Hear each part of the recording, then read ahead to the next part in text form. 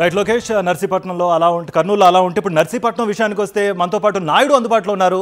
నాయుడు, పెద్ద ఎత్తున అక్కడ వృద్ధులు కానీ వికలాంగులు కానీ నడవలేని వారు కానీ వస్తున్న పరిస్థితి అయితే కనిపిస్తోంది. ఇప్పుడు ఆల్రెడీ విజువల్స్లో మీ దగ్గర ఉన్న అప్డేట్స్ ఏంటి? ఇప్పటి వరకు ఎంత శాతం పోలింగ్ నమోదైంది?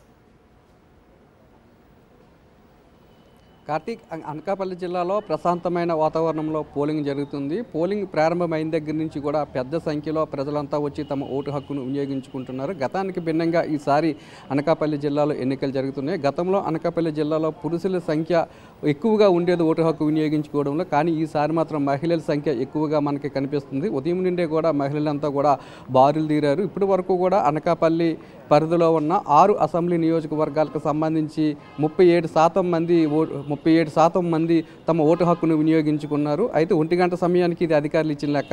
మరొక 2 గంటల్లో మరొక 3 గంటల వరకు అయితే ఈ శాతం 50% పెరుగుతుందని కూడా అధికారులు అంచనా వేస్తున్నారు. ముఖ్యంగా వచ్చిన ఓటర్లకు ఎటువంటి ఇబ్బంది కూడా కలగకుండా అన్ని జాగ్రత్తలు కూడా అధికారులు తీసుకున్నారు. ఇక్కడ వాటర్లు, అలాగే మజ్జిగ ప్యాకెట్లను, అలాగే సామియానాలు కూడా ఏర్పాటు చేశారు. ఎండ వల్ల ఎవరైనా ఇబ్బంది పడితే వారికి ఎటువంటి ఇబ్బంది కూడా తలెత్తకుండా ప్రత్యేకమైన మెడికల్ క్యాంపులను కూడా ఏర్పాటు చేశారు. ముఖ్యంగా మహిళల్లో ఈసారి మాత్రము పెద్ద ఎత్తున ఓటు హక్కు వినియోగించుకోవాలన్న కోరిక అయితే వారిలో వ్యక్తమవుతుంది. వారు ఓటు వేయడమే కాకుండా తమ చుట్టుపక్కల ఇళ్లలో ఉన్న వారిని కూడా ఈసారి ఓటు వేద్దాం రండి అంటూ కూడా వారిని తీసుకొచ్చే పరిస్థితి అయితే కనపడుతుంది. ముఖ్యంగా వృద్ధులు అలాగే ఓటు వేయడానికి వస్తున్నారు. అలాగే వికలాంగులు కూడా ఓటు హక్కును వినియోగించుకోవడానికి ఆసక్తి చూపిస్తున్నారు.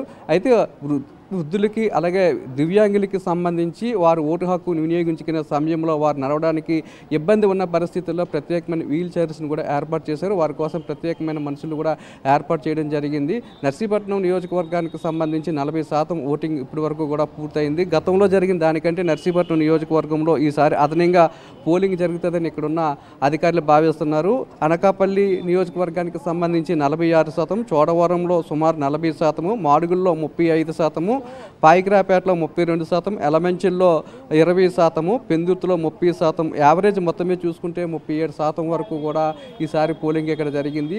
3 గంటల వరకు కూడా ఈ శాతం 50% పెరుగుతుంది ఇక్కడ అధికారులంతా కూడా అంచనా వేస్తున్నారు. అధికారులు కూడా పకడ్బందీగా చర్యలు తీసుకున్నారు. గతంలో కంటే ఈసారి ఏ విధంగా ఎలాగైనా సరే ఓటింగ్ శాతం పెంచాలని ఒక నిర్ణయం తీసుకున్నారు. దానికి తగ్గట్టుగానే పెద్ద సంఖ్యలో ప్రజలంతా వచ్చి తమ ఓటును వినియోగించుకునే పరిస్థితి మనకి కనపడుతుంది.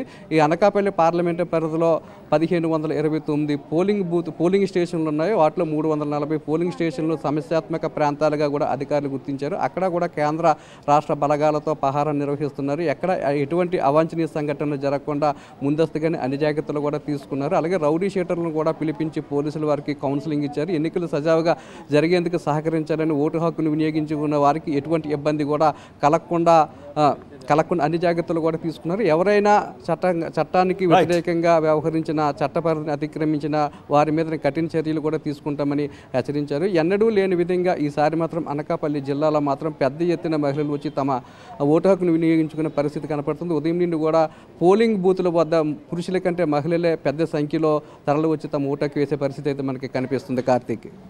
రైట్ నాయుడు.